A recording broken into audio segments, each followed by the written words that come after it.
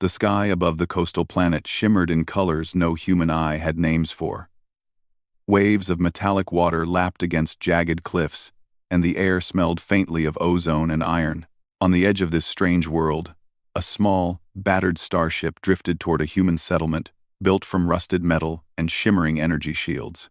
Inside the ship, a young alien girl named Lyra sat beside a suspended bio-cocoon. Inside it, her albino dragon mother, Ceres, lay weak and trembling.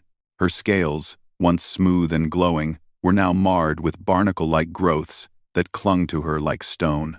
Every breath Ceres took seemed labored, and her wings twitched weakly in the suspended pod.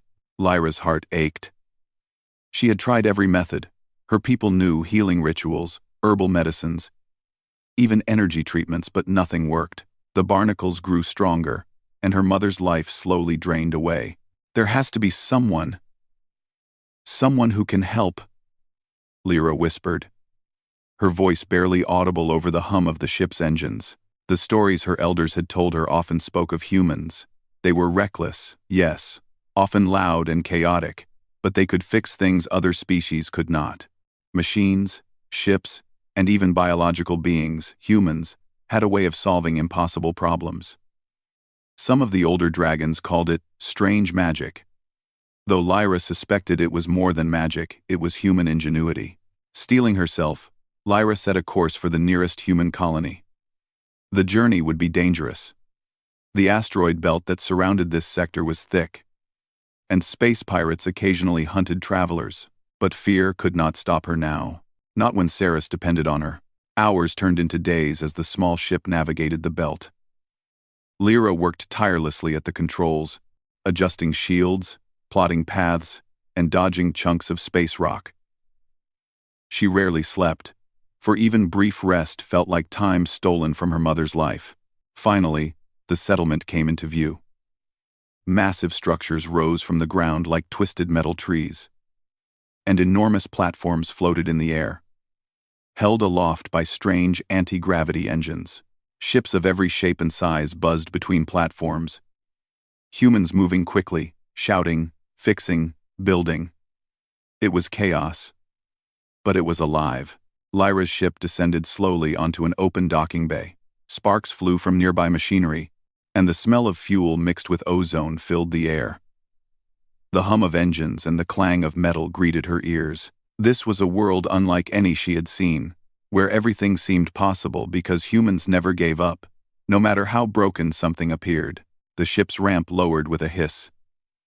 Lyra lifted the bio-cocoon carefully, her arms trembling with exhaustion and worry. She stepped onto the platform, her long white hair catching the light of floating lanterns.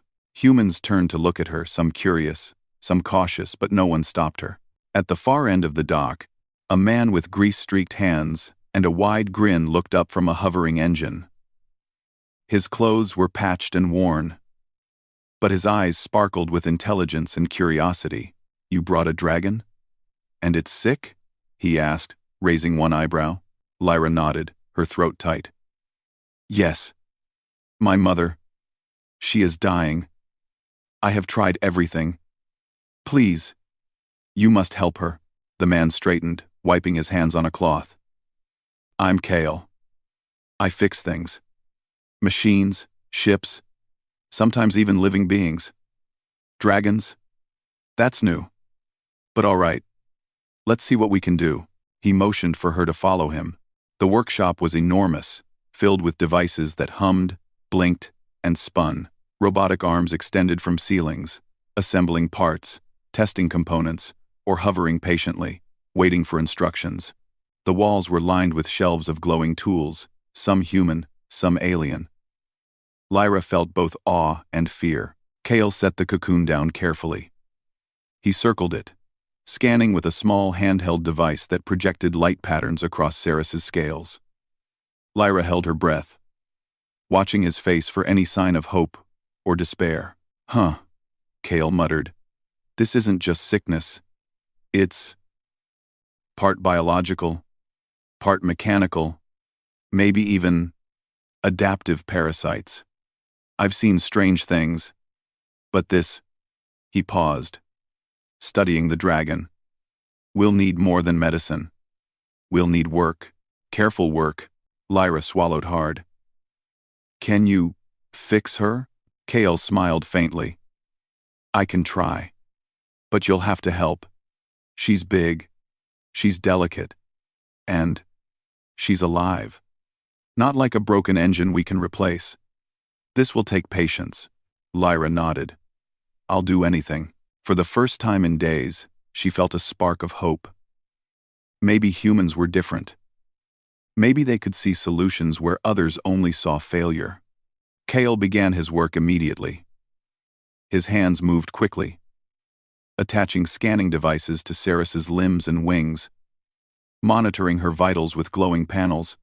Lyra watched, fascinated, as he explained each step. He was meticulous, sometimes reckless, but always brilliant. Hours passed. Lyra helped where she could, learning the strange human methods.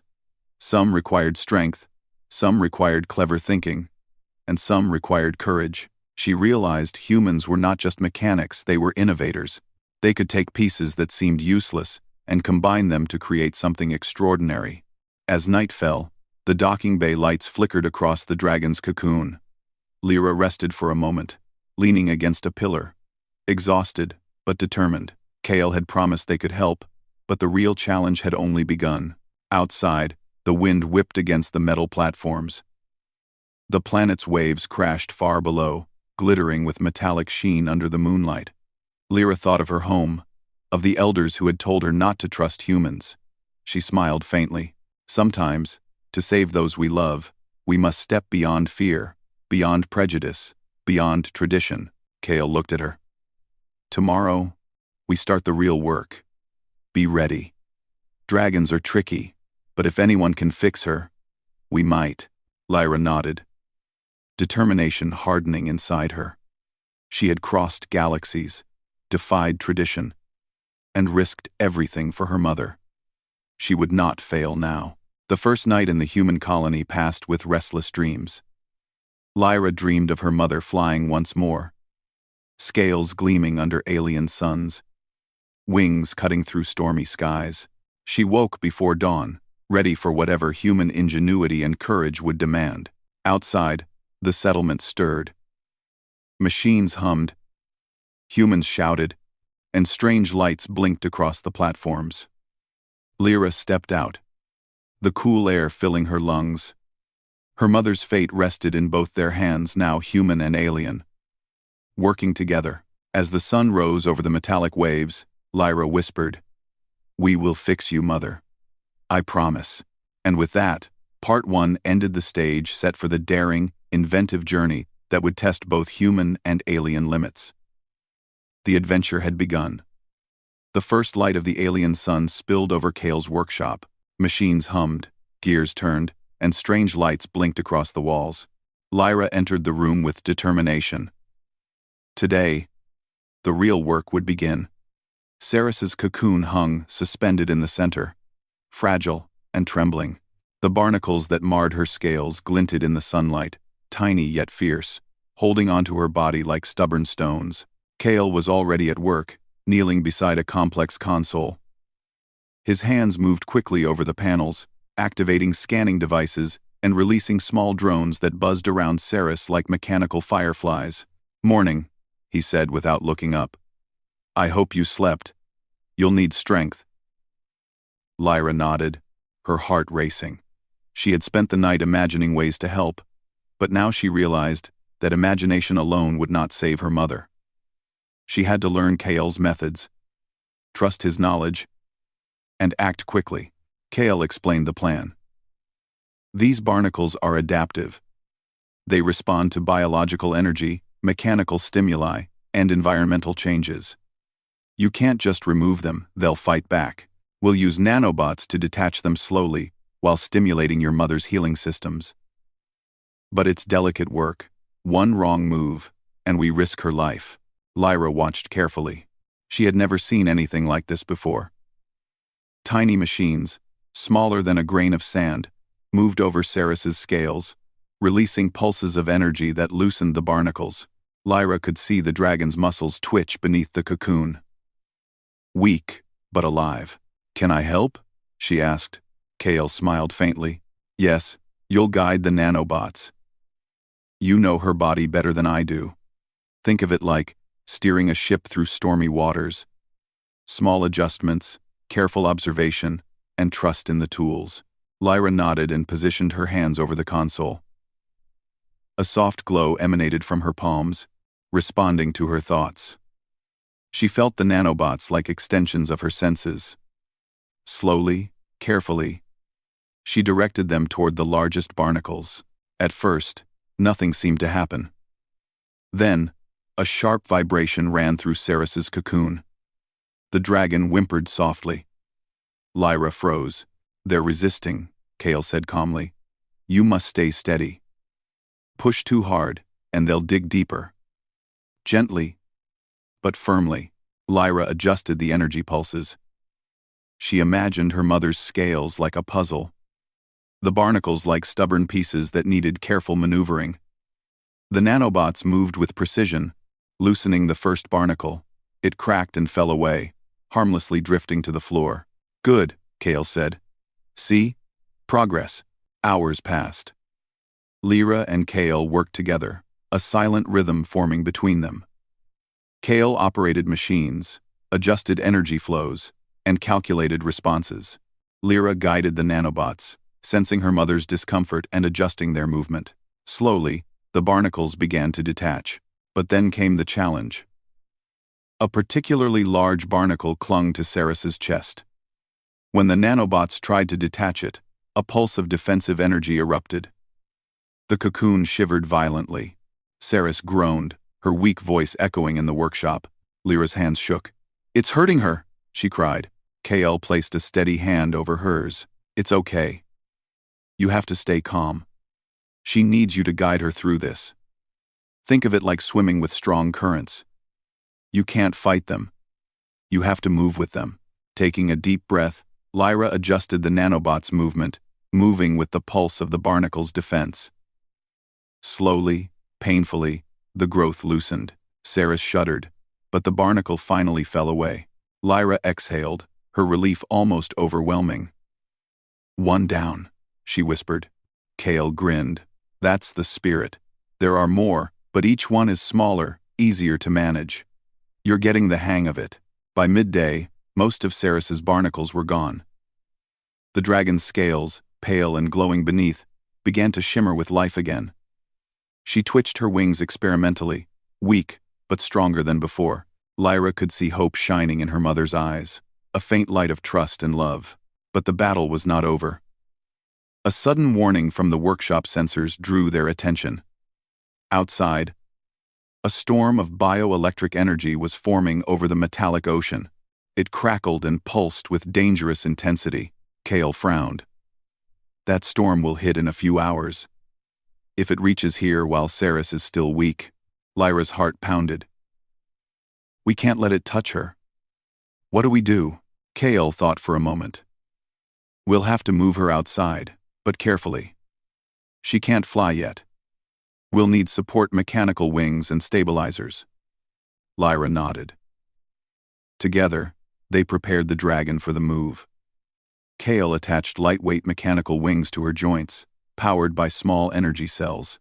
They would not replace her strength, but they would give her enough lift to get into the air. Lyra adjusted sensors and guided energy pulses to support her mother's balance. The storm was close now. Lightning danced across the horizon, waves crashing violently against the metal shores. Lyra could feel the vibrations in the ground as the storm approached. "Ready?" Kale asked. Lyra nodded. "Yes. Let's do this." Carefully, they lifted Ceres from the cocoon. Her wings fluttered weakly, but the mechanical supports held her steady. Lyra rode on her back, holding onto the harness as they moved toward the open sky. The storm's energy crackled around them, threatening to knock them off balance. "Steady," Kale shouted, guiding energy pulses to the mechanical wings. "Focus on her rhythm." Lyra adjusted her hands, sending precise pulses to help her mother's wings beat in time with the mechanical supports. Slowly, Ceres lifted into the air. Her movements were unsteady at first, But each beat of her wings grew stronger. The storm loomed closer. But Lyra felt a spark of hope. Human ingenuity and alien courage were working together. Kale's machines, her guidance, and her mother's determination were combining into something unstoppable. Lightning struck nearby, sending sparks into the metal ocean below. Saris shivered but did not falter. Lyra whispered encouragement, feeling her mother's pulse strengthen with each beat. They rose higher, above the crashing waves, higher than they had dared hope. The barnacles were gone. The mechanical wings provided support. The storm's energy lashed at them. But Saris adapted.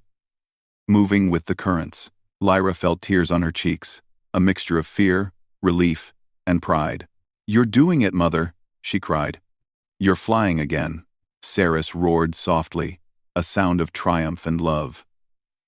Her wings beat stronger now, carrying both dragon and rider safely above the storm. Lyra could feel her mother's life returning, each pulse of energy flowing through her scales, restored by care, ingenuity, and courage. Kale watched from below, adjusting energy pulses and guiding them remotely. "I knew humans could help. But this is incredible," he said softly. Lyra smiled. She realized something important. Humans were more than mechanics or inventors. They were problem solvers, collaborators, and brave allies. Without Kale's ingenuity and her willingness to trust, Saris might not have survived. The storm began to pass, lightning fading into the distance. The metallic ocean glimmered below, reflecting the rising sun. Lyra looked at her mother. Scales glowing, wings steady, she felt a surge of hope. The journey was not over, but they had won the first battle. Saris hovered gracefully, wings strong and steady now. Lyra patted her scales, feeling the warmth and strength returning. She whispered softly, "We're not done yet, Mother. But we will face whatever comes together." Kale's voice came through the communication panel. "You're safe for now. The barnacles are gone, and she's stronger. You did it, Lyra. All that courage, all that trust. It worked." Lyra smiled through tears. "We did it together. Human and alien. Together." As they descended slowly toward the workshop, Lyra felt a sense of pride and wonder. She had faced fear, defied tradition, and witnessed the power of human ingenuity. She understood now that humans were not just different, they were extraordinary in ways her people had never imagined. That night, as Saris rested, Lyra sat beside her mother, watching the stars reflected on the metallic waves below. She thought of the storm, the barnacles, and the machines that had saved her mother's life. She realized something powerful. With courage, trust, and collaboration, even the impossible could be achieved. And in the quiet hum of Kale's workshop, Lyra knew the next challenge would come, but she also knew they were ready. Human and alien, working together, nothing could stop them. The second part of their journey had ended, but the adventure, the real test of courage, ingenuity, and hope was only beginning. The first light of the alien dawn broke across the metallic waves of the coast. Lyra stood on the edge of Kale's workshop, looking at the horizon. The sky shimmered with soft golden and violet hues, and the air was filled with the scent of ozone and metal. Saris, her mother, rested nearby, her wings stretching slowly, strong and healthy for the first time in weeks. Lyra felt a mix of relief and anticipation. The barnacles were gone. Kale's mechanical supports had done their work, and the nanobots had healed her mother's weakened systems. But now came the true test. Saris had to fly on her own, without assistance, across the open sky. This flight would prove that her mother's strength had fully returned. Kale approached, tools in hand, but his face was serious. "This is the moment, Lyra. I can give her support, guide her with technology, but the rest depends on her and you. She must trust herself, and you must trust her." Lyra nodded. She had learned much from Kale over the past day. Precision, patience, courage, and the extraordinary power of human problem-solving. Now she needed to combine that knowledge with her own instincts. Ceres rose slowly, wings unfolding in a magnificent display of pale white scales that shimmered like moonlight. Lyra placed her hands on her mother's shoulder. "You can do this, Mother. I'm with you," she whispered. Ceres responded with a soft, rumbling sound, as if understanding every word. Kale activated the final support systems on the ground, small energy pulses that would help guide Ceres if she faltered, but these were subtle just enough to stabilize her if necessary. "Ready when you are," he said. Lyra climbed carefully onto her mother's back, wrapping her arms around Ceres's neck.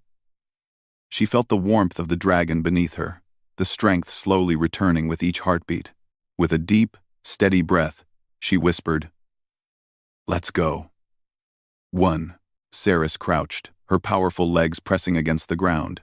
Then, with a smooth, graceful motion, she launched into the air. Lyra gripped tightly as the wind rushed past them, carrying the scent of metal, sea, and life. The mechanical wings hummed faintly but did not replace her mother's effort, they amplified it, working in perfect harmony with Ceres's own strength. At first, Ceres wavered. Her wings flapped unevenly, and she dipped dangerously close to the ground. Lyra sent gentle guidance through her hands, focusing energy pulses to stabilize her movements. "Steady, steady. Yes, just like that," she encouraged. Kale watched from the workshop, adjusting his systems. "She's doing it! She's getting the rhythm!" he called out. Minutes passed. Lyra could feel Ceres's confidence building. Each wing beat grew stronger, more assured.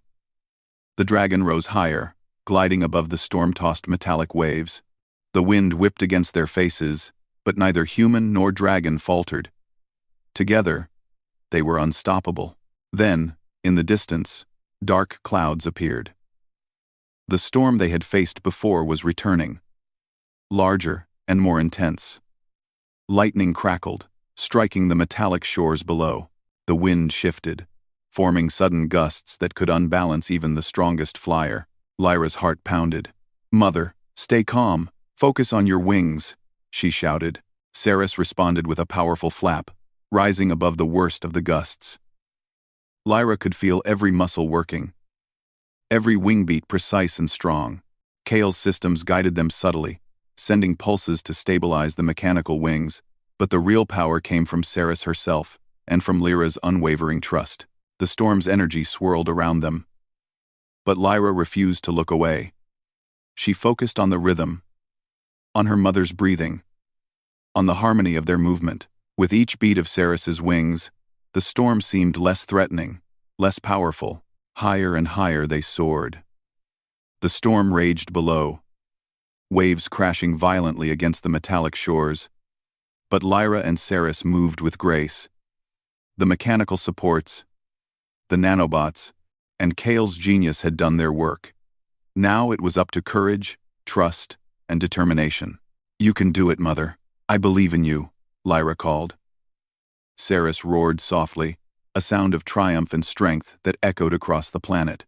The Barnacles were gone, her health restored, and her spirit stronger than ever. Finally, they broke through the last layer of storm clouds. Sunlight poured over them, warming scales and skin alike. The metallic ocean below reflected the golden light, sparkling like a sea of stars.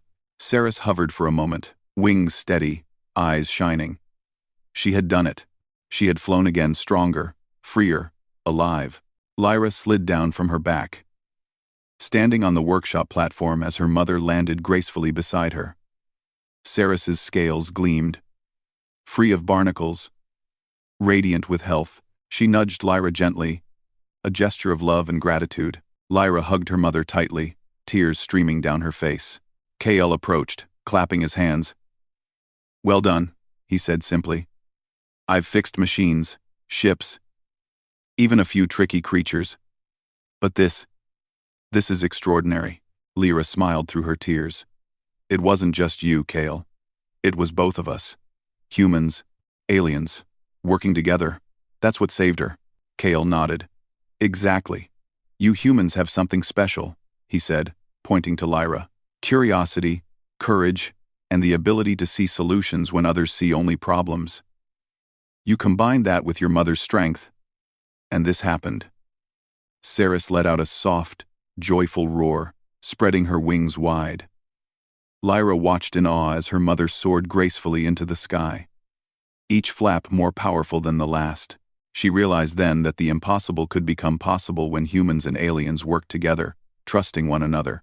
Over the next hours, Lyra practiced with her mother, guiding her through maneuvers, watching her gain confidence. The mechanical wings were removed entirely.